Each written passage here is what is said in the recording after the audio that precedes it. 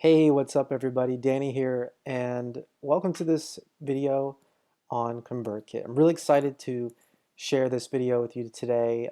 This is just going to be sort of a high-level overview of ConvertKit, what it is, and just really why I've found this to be the go-to email service provider tool that I use in my businesses. So, um, so that's it. I mean, ConvertKit is an email service provider, similar to Aweber, Mailchimp, GetResponse, ActiveCampaign, any email service provider out there. However, there are some really cool things about ConvertKit, and it's sort of a new player to the scene.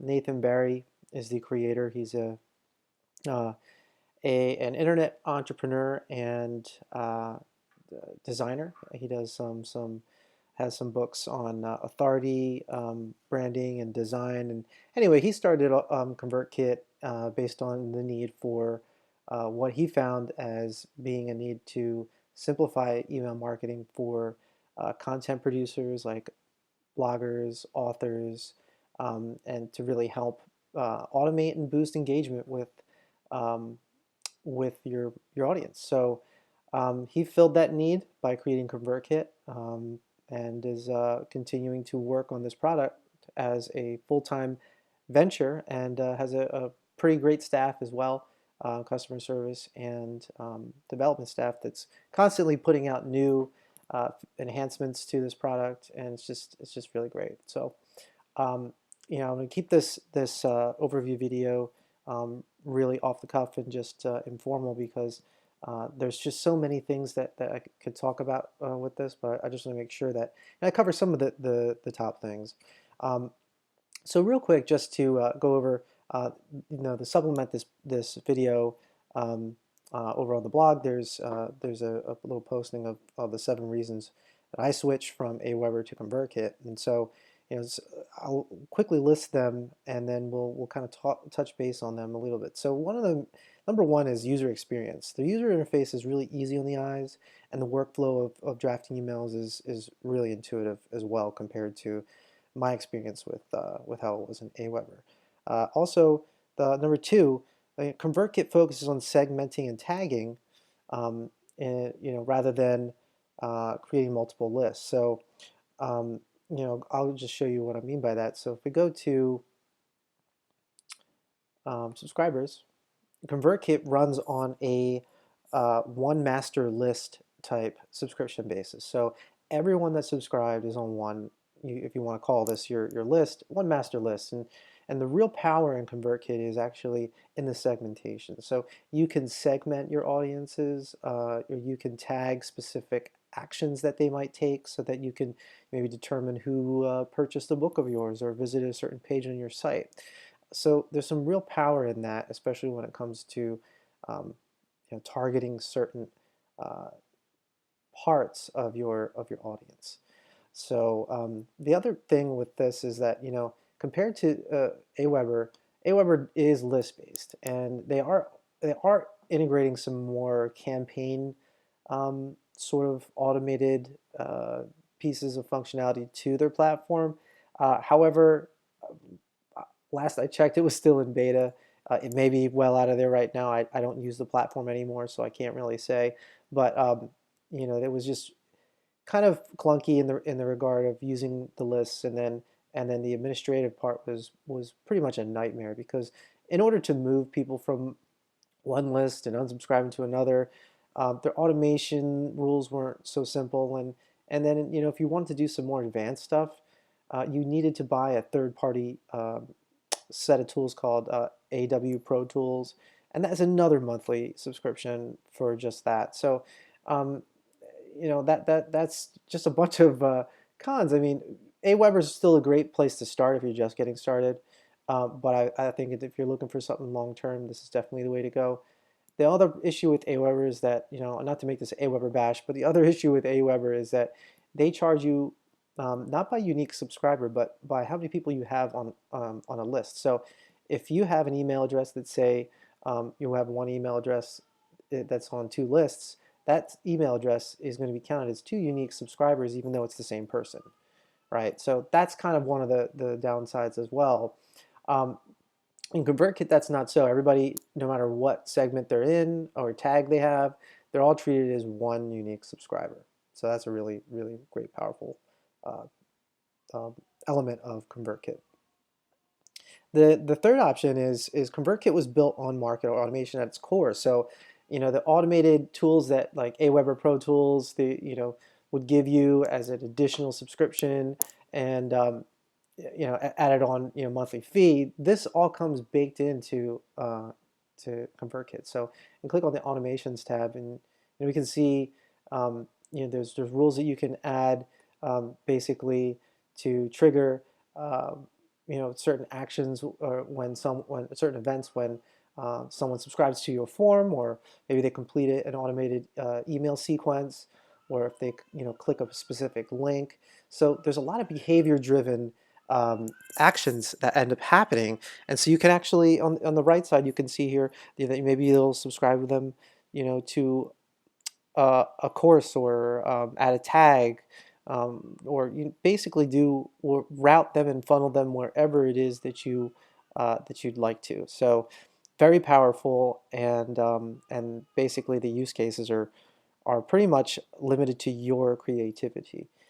Um, so the other thing, I guess number 4 we're at here, and that's ConvertKit integrates with many third-party applications.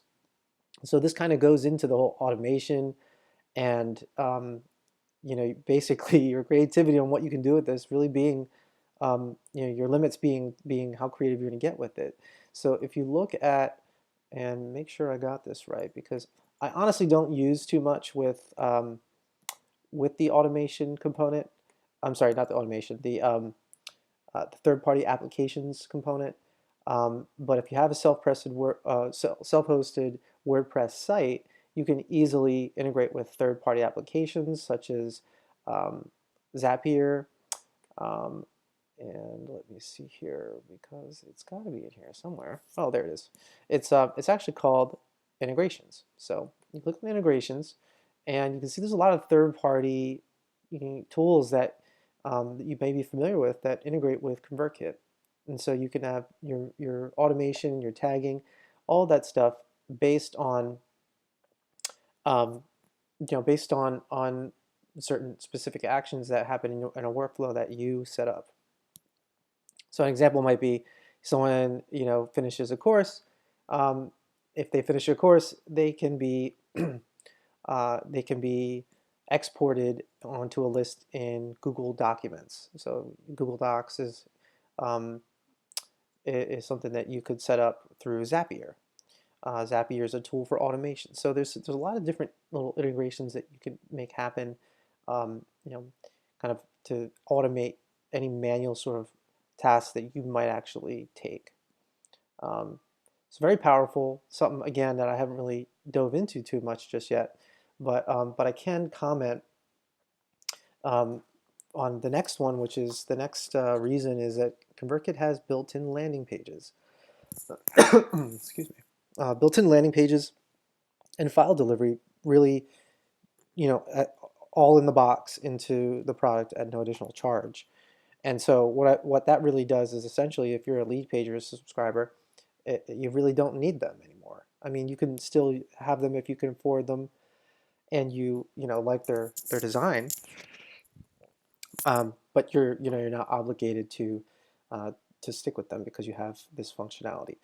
Um, and the other thing is file delivery for lead magnets, free guides, books, or sample chapters, whatever it is.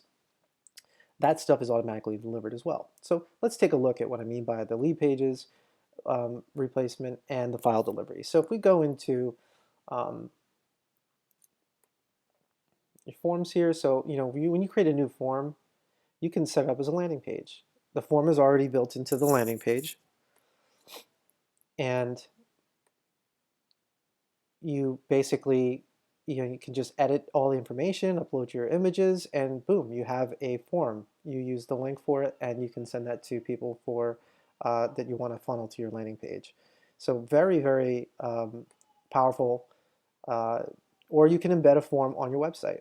You may have seen these a lot of slide-in forms that come in, pop-up forms, or just inline forms that are very basic, and put them at the end of your pages, blog posts, things like that. Um, so that's another option. And then the delivery. So when someone signs up to to a form, basically, where is that here? There we go. Incentive email. So incentive email is the response that they get when they are going to confirm their subscription, and they immediately get the download of a file. So whatever you click on and upload, you're going to upload that here, and it's just going to be automatically delivered to the subscriber for you. I used to do this in Aweber, and it was a nightmare because they don't have this built in. Basically, you had to send them to another link. I used Google Drive and had a public a file that people could access, but it wasn't 100% perfect. So this is definitely a huge bonus. Again, these are some features that Lead Pages offers, but you can get this right in ConvertKit. The next thing up on the list is they're constantly providing enhancements. So that's really great. This shows a product that they're really making sure is up to date and up to user expectations. And then the last thing is there's a Facebook community. And now this is really, really, really awesome because when you get this, you also get instant access to Facebook community that you can join that is all users of ConvertKit, and they're dedicated towards helping each other get the most out of the tool. So great way to brainstorm and find out how other people are using it and how you might be able to use it better to automate your email marketing and to help free up some of your time so that you can focus on what matters in your business. So I hope this helps, and if you didn't get started with an email service provider, or if you're looking to change, definitely give ConvertKit a try. You can go to convertkit.com, or you can visit the link below this video on this page to my affiliate link for them.